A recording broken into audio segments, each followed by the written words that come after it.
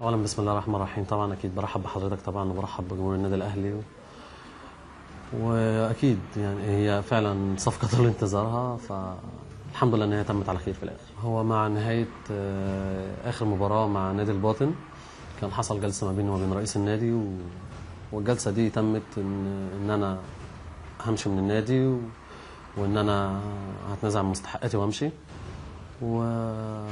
واتفقنا ان انا خلاص انا مش جاي وقال لي احنا خلاص هنبلغ بالقرار واحنا خلاص يعني نخلص الامور ودي وكده اهوت.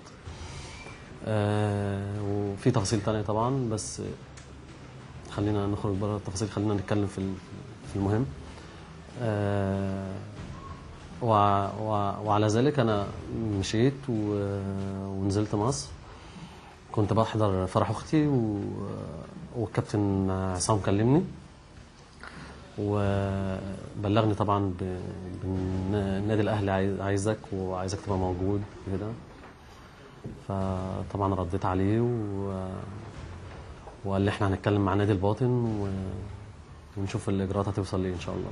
هو بالنسبه لتفكيري طبعا في النادي الاهلي، النادي الاهلي مفيش اختلاف طبعا، نادي كبير وتاريخ كبير واسم كبير وجمهور كبير وكل حاجه. كان عندي كذا اوبشن موجود قدامي ان انا اروح اماكن تانية، بس لما اتبلغت ان انا هكون موجود في النادي الاهلي والتمسك كانوا متمسكين بيا لدرجه كبيره، وكابتن حسام من تصريحاته ان هو متمسك بيا، الامر يعني بيبقى محسوم بالنسبه لتفكيري انا. لما يبقى المدير الفني بيبقى عايزني ومقتنع بيا وكل حاجه، بيبقى ليه النسبه الكبيره ان انا اكون موجود. فطبعا الى جانب طبعا التاريخ الكبير للنادي والجمهور الكبير طبعا وكل حاجه، يعني كانت الامور بنسبه كبيره كانت محسومه يعني لاتجاه النادي الاهلي. هي فعلا زي ما انت بتقول الصفقه طول انتظارها من ساعه ما لعبت مع نادي سموحه في الدوري الممتاز. دايما اسمي مربوط بالنادي الاهلي، ودايما النادي الاهلي بيحصل اتصالات في كل موسم ان احنا نرغب، احنا عايزينك. وفعلا بيتكلموا مع الباشمهندس فرج عامر وكابتن عادل، فعلا كان بيتكلم معاه، وكانت الامور كانت ما بتوصلش للاتفاق في الاخر، وكنت بضطر ان انا اكمل في النادي لان النادي طبعا خيره عليا، نادي سموحه اتربيت يعني في النادي وكل حياتي في النادي، بحب النادي جدا. فما كنتش اقدر طبعا ان انا اقول للنادي لا في اي حاجه، لو عايزيني ان انا ابقى موجود ما كنتش بقدر اقول لا ولا كنت اعارض. والباشمهندس كان صراحه كان بيتكلم معايا وكان بيقول لي انت ابننا واحنا مش هنقف في طريقك، بس احنا يعني بنبقى محتاجينك وعايزينك. فما كنتش بقدر ان انا اقول اي حاجه، وكان القرار كان في ايديهم يعني في الاول وفي الاخر. طبعا احترفت مش فتره كبيره، بس ضافت لي كتير، يعني ضافت لي كتير، اتعلمت كتير، ضافت لي خبرات كتير. حتى في السعوديه الفتره مش كبيره بس برضو ضافت لي كتير، خصوصا مع وجود الكابتن عادل. الكابتن عادل كان بيمثل لي شيء كبير هناك، انا ما كنتش اعرف نادي الباطن الصراحه. لما رحت هناك عرفت جمهور نادي الباطن، جمهور كبير وجمهور بجد انا هفتقده جدا، جمهور محترم. حبوني جدا هناك وانا حبيتهم جدا، كنت بحب تشجيعهم ليا وكنت بحب ابذل اقصى جهد عندي عشان ابسطهم. وانا يعني بوجه لهم رساله ان انا كنت ملتزم لحد الاخر، انا ما اخلتش بالعقد خالص، انا كنت ملتزم. حتى في الغرف المغلقه لما اتكلمت مع رئيس النادي كان كل شيء محسوم. انا مستغرب من تصريحات رئيس النادي اللي هو بيصرحها دي. وانا من عادتي ما بحبش اتكلم كتير وما بحبش اصرح كتير، لكن انا شايف ان هو اخذ اتجاه تاني، وما كنتش اتمنى ان الموضوع يوصل للطريقه دي. احنا كنا متفقين على كل حاجه، ان انا كنت همشي خلاص، بس التصريحات بتاعته غريبه ومش مفهومه يعني. وفي تفاصيل تانية يعني انا مش حابب اتكلم فيها، يعني لو اتكلمت فيها هيبقى شكله مش حلو وكدهوت، بس انا لا، انا افضل ان انا اسكت ومش هتكلم الا لو اضطريني يعني ان انا اتكلم وان انا اقول يعني. بس كابتن عادل كان هناك صراحه يعني لازم ياخد حقه الصراحه. كان موقفنا على رجليا كويس، كان مساعدني كويس جدا. ما كنتش اعرف النادي الباطن بس كنت رايح عشان الكابتن عادل وعشان الجهاز الفني، وحصل اتصال ان انت حمودي هتيجي، هتبقى اضافه لينا وهتيجي تقف على رجليك اكتر وكل حاجه. فطبعا انا بشكره جدا، بشكره ان هو هناك في السعوديه كان واقف معايا جدا، والجهاز المصري كله الصراحه. وبتمنى له التوفيق في النادي الواحد اللي هو فيه، ماسكهم وهم النتائج مش كويسه، وما شاء الله دلوقتي ماشي بشكل كويس. فبتمنى له التوفيق ان شاء الله، ربنا يوفقه اكتر واكتر، هو مدرب مجتهد، ربنا يوفقه. بالنسبه لاحساسي طبعا دخولي النادي الاهلي احساس جميل طبعا، احساس حلو ومبسوط. بالنسبه للفترات اللي انا فترات صغيره ان انا قضيتها في النوادي، لا انا شايف ان في النادي الاهلي فتره اكبر، فيها استقرار، فيها ان انت خلاص بقى انت حاطط رجلك في مكان، بتبص مش لدلوقتي كمان، انت بتبص لسنتين ثلاثه قدام، بتحقق هدفك، مش مستعجل على هدفك، لان لما بتستعجل ممكن ما تقدرش تحقق الهدف بتاعك. انت هدفك ممتد على ان شاء الله لقدام شويه، فبتقدر تشتغل على الهدف بتاعك واحده واحده، فبتقدر ان شاء الله توصل للهدف ده. طموحي طبعا مع النادي الاهلي، دايما النادي الاهلي معود الناس كلها بينزل بيلعب على اي بطوله، ما فيش حاجه، حتى ما فيش اي حاجه، ما فيش ماتش بينزله الا لما لازم يلعب على 3 بونت. فال3 بونت على 3 بونت بيوصلوا للاخر ان انت تبقى متوج بالبطوله. فاتمنى طبعا ان احنا نحصد البطولات كلها ونفرح جمهور الاهلي، جمهور كبير. لان سمعت لقاء كده للكابتن حسام غالي كان بيتكلم، بيقول النادي الاهلي لما خدنا دوري يقول لك احنا عايزين كاس، خدنا كاس عايزين افريقيا، خدنا افريقيا عايزين كاس. دايما النادي الاهلي كده تاخد بطوله، هو لا لسه في بطوله ثانيه عايزينها. ده اللي بنسمعه، وده اللي احنا بنشوفه من خلال لعيبه النادي الاهلي، ان هم ما فيش بطوله وخلاص يقف، لا بطوله خلاص حط على جنب، ايه اللي بعده؟ ناخد بطوله ثانيه، ناخد اللي بعده. ده تفكير على ما اظن مخلي النادي الاهلي هو بياخد بطولات كتير، التفكير دوت. بس اتمنى يعني ان شاء الله، وتكون بدايه ان شاء الله من بدايه السوبر، ان احنا نقدر ناخد كاس السوبر ان شاء الله ونفرح الجمهور. بالنسبه للامور التعاقديه، لا ما حصلش خالص، ما حصلش يعني، ما فيش حاجه تستخبى يعني، حاجات بسيطه جدا، وما اتكلمناش في اي حاجه، بالعكس يعني المبدا موجود. انت النادي الاهلي احنا شارينك، وكابتن حسام مقتنع بيك ومحتاجينك. انا كبالتالي خلاص انا جاي النادي الاهلي، وارغب برضه في النادي الاهلي، وعايز ابقى موجود. مفيش حاجه بالنسبه للعقد، انا هاخد 20 مليون لا عادي زي الموجودين يعني، مش ما فيهاش افواره يعني كتير ولا حاجه زي كده. 3 سنين ونص مده التعاقد. وبالنسبه لنقطه الاحتراف بالنسبه لنقطه الاحتراف، لا طبعا دي نقطه تانية. النقطه الاولانيه هي اللي ببص لها الاول، ان انا ابقى موجود في النادي الاهلي بشكل كويس، بشكل عند حسن ظن الجهاز الفني ومجلس الاداره والجمهور، واعمل الحاجه اللي انا اتمناها، ان انا اكون موجود واساهم مع زمايلي في بطولات. بس من ناحيه قصه اللعب، اتمنى طبعا كل لعيب بيتمنى ان هو يلعب، بس في الاول وفي الاخر هي ملك الجهاز الفني. احنا ما علينا بنجتهد، والجهاز الفني هو المسؤول، هو اللي بيحط اللعيبه دي في الماتش دوت عشان محتاج ده يعمل كده. فدي ملك الجهاز الفني، محدش بيتكلم فيها خالص طبعا، ولا حد يقدر يعترض فيها. لكن اي لعيب فينا بيتمنى ان هو يلعب ويكون موجود. اما بالنسبه لمركزي، انا كنت بلعب في سموحه وينجر رايت. في بازل كانوا المدرب بتاعي كان مختلف شويه في الموضوع ده، كان بيحب يلعبني من ناحيه الشمال. لعبت سنه بحلقه ناحيه الشمال، وما كانش عندي مشكله. في الاول وفي الاخر انا اقدر العب تحت راس الحربه في اي مكان، اقدر عنديش مشكله لو لعبت راس حربه، مفيش اي مشكله خالص. الجهاز الفني هيقول لي العب هنا هلعب، العب هنا هلعب، ما عنديش اي اعتراض خالص.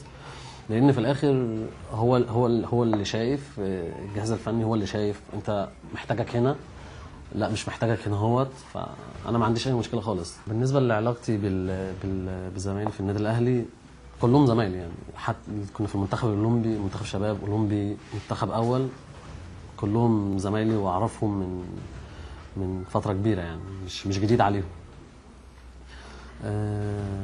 بالنسبه للعيبه القريبين مني، والله زي ما بقول لك يعني، قريب من كله. اقرب اللي انا كنت متواصل معاه في الكلام الفتره اللي فاتت كان عمرو السولية، كان اكتر حد يعني كنت بتكلم معاه الفتره اللي فاتت. موضوع الرقم، ما عنديش اي مشكله في اي رقم خالص يعني. وزي ما قلت لك، الرقم مش هو اللي بيعمل اللعيب هو اللي بيعمل الرقم. رقم الكابتن ابو تريكه 22 ما كانش حد يبص 22 والحاجات دي، ما كانش رقم مميز يعني، كان كله 10 11 14 الارقام دي. بس الكابتن ابو تريكه هو اللي حفر رقم 22 بقى في النادي الاهلي او في منتخب مصر. رقم 22 يعني الكابتن ابو تريكه. فعشان كده بقول لك ان الرقم اللعيب هو اللي بيعمله، مش الرقم هو اللي بيعمل اللعيب. بالنسبه لمباراه السوبر ومدى جاهزيتي ليها يعني، انا ما عنديش اي مشكله خالص. الجهاز الفني هيشوفني وهقول له حالتي بالظبط، وهو اللي يقدر يقرر ابقى موجود ولا ما ابقاش موجود. ما عنديش اي مشكله خالص. اهم حاجه اللي جاي، واهم حاجه ما احط رجليا اكون حاطط رجليا بشكل كويس، عشان هي دي اللي بيبقى عليها الاستمراريه. اجراءات السفر كابتن عصام كان بيتكلم معايا فيها، بيخلص اجراءات السفر عشان ان شاء الله الحق بسرعه ان انا اروح، وان شاء الله اروح بدري وادخل مع الفرقه بدري ان شاء الله. بالنسبه لمباراه اهلي والزمالك، مش بشوف المباراه دي ببطوله، انا بشوفها بطولتين. بطوله طبعا كاس، بطوله الثانيه ما بين اهلي وزمالك بيبقى ليها متعه ثانيه، ان انت هنا بيكسب وهنا بيكسب، دي ليها متعه ثانيه. فالمباراه انا عن نفسي كحمودي بستمتع، انا من نوعيه اللي بحب الضغط يعني، بحب الماتش يبقى فيه ضغط وكده، بستمتع بكده. عكس ما يبقى مباراه وديه عاديه، لا بتاخد كل الامور بجديه، بس المباراه اللي بيبقى فيها ضغط هي اللي بتبقى ممتعه اكتر بالنسبه لي شخصيا. طبعا البدايه هي بتفرق طبعا مع اي لعيب بيبقى جاي على مكان جديد. مش جديد على على اللعيبه الموجودين او زمايلي الموجودين، بس البدايه مع الجمهور بتفرق، وهي اللي بتديك الاستمراريه، بتخليك بادي بدايه كويسه، بتفرق معاك. والبدايه لما تبقى بشكل مؤثر وعملت حاجه مؤثره، بتعلم وبيبقى ليها صدد لقدام. فاتمنى طبعا من ربنا ان تكون البدايه تكون موفقه ليا ان شاء الله، مع الاستمراريه، ما تكونش بدايه بس، تكون بدايه واستمرار على كده ان شاء الله. بالنسبه للمباراه ان هي بجمهور يعني وكده، وتبقى اول ماتش يعني، كنت في ماتش اهلي وزمالك السوبر السنه اللي فاتت، حاجه روعه الصراحه، الجمهورين كانوا تحفه. اتمنى ان الدوري يرجع بقى بجمهور تاني، كفايه يعني. احنا كلاعيبه بقينا بنحس ان هو ماتش ودي، ما بقيناش نحس ان هو مباراه دوري. وجودي في السعوديه هناك كل مباراه بالجمهور، حتى لو جمهور قليل، بس بتحس ان في طعم للمباراه. فتخيل بقى ما يبقى اهلي وزمالك يعني اكبر ناديين، جمهور كبير. اتمنى طبعا ان احنا كلنا كلاعيبه نسعد جمهور الاهلي ونقدر نفرحهم بان احنا ناخد البطوله دي. بس هو ده اللي اتمنى ان احنا نسعدهم هناك ان شاء الله. بالنسبه للكابتن حماده صدقي، بعتز بيه جدا، فرق معايا جدا، على الرغم ان كان في اول الموسم كان جاي لي حاجه بره والنادي ما كانش موافق، والكابتن حماده يعني ضغط عليا شويه وكده، وانا كنت زعلان شويه متاثر شويه، بس هو عرف يجيبني تاني وعرف يحتويني تاني وادخل تاني جوه التيم. عملت معاه موسم، انا كنت مبسوط بالموسم ده وكنت موفق فيه جدا. هو من المدربين الكابتن حماده صدقي ما بيضغطكش، بيخليك تلعب باستمتاع، انت نازل مستمتع، مش شايل هم اي حاجه. يقول لك اخسر، ما فيش اي مشكله عندي، بس اهم حاجه تبقى طالع من الملعب عامل اللي عليك وراضي ضميرك وراضي نفسك ان انت عملت كل اقصى ما عندك، وبعد كده اقصى ما فيش اي مشكله. فهو الصراحه عملنا معاه سنه جميله جدا، وكنا ند للاهلي والزمالك. عملنا موسم جميل، وكنا قريبين جدا من ان احنا نحقق اول بطوله في تاريخ نادي سموحه. توفيق طبعا في الاول وفي الاخر، لكن الكابتن حماده بتمنى له التوفيق. وهو من الشخصيات الصراحه اللي تتحب جدا في الملعب، تحب تتعامل معاه. اتمنى له التوفيق ان شاء الله. بالنسبه لاول مكالمه ليا، اول مكالمه حد بارك لي كان الكابتن حازم امام. فوجئت الصراحه بالمكالمه ومكالمه عايزه عليا جدا. الكابتن حازم من الشخصيات الجميله جدا اللي تحبها، تحب شكله كده وتحب كل حاجه فيه. هو شخصيه جميله جدا. اتمنى له التوفيق طبعا. وهو بالنسبه للتفاصيل المكالمه، هو بارك لي وقال لي اتمنى لك طبعا التوفيق في النادي الاهلي، وانا عارف ان انت لعيب كويس ولعيب مجتهد، واجتهد اكتر بقى عشان تبقى موجود في منتخب وحاجات زي كده. هو الكابتن حازم شخصيه جميله يعني، وتربطني بيه علاقه محترمه وعلاقه كويسه. بالنسبه للولد والوالده والعيله الكرويه، والدتي الفتره اللي فاتت كلها يعني كل يوم اتصال، كل يوم اتصال. خلص بقى يلا خلص روح الاهلي بقى، خلص روح الاهلي. فانا كنت الله حاضر يا ماما، يعني ماشي، الموضوع لسه يعني ما بيخلص. والدي دايما احنا العيله مش كرويه قوي، بس هم متابعين اي حاجه، يعني متابعين اي حاجه الحمودي بره جوه، متابعين اي حاجه. فدايما هو ده الموقف بتاع والدي ووالدتي.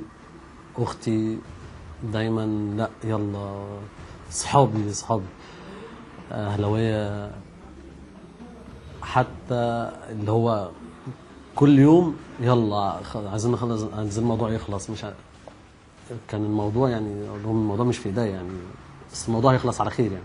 لما وقعت طبعا والدتي طبعا كانت مبسوطه جدا وفرحانه، ووالدي نفس الحكايه برضو كان مبسوط جدا. كان بيقول لي ان انا ماسك المصحف وعمال بقرا في المصحف وعمال بدعي لك ربنا يوفقك دوت. واختي برضو نفس الحكايه كانوا مبسوطين يعني. حتى اصحابي يعني كانوا بيقولوا لي اخيرا، يعني شبهوها يعني بتشبيه كده يعني ولاده متعثره قوي يعني. فالحمد لله يعني الموضوع تم على خير في الاخر. في ختام حواري مع قناه النادي الاهلي وجمهور النادي الاهلي، ان شاء الله الفتره الجايه نقدر نسعدكم ان شاء الله، ونبذل اقصى جهد ان شاء الله ان احنا نفرحكم وتكون بدايه من كاس السوبر ان شاء الله. وان شاء الله نحقق كل البطولات وكل اللي بتتمنوه. احنا كلنا بنلعب وبنجتهد كلنا عشان في الاخر نسعدكم ونكون عند حسن ظنكم باستمرار. اتمنى ان شاء الله نبقى عند حسن الظن ان شاء الله.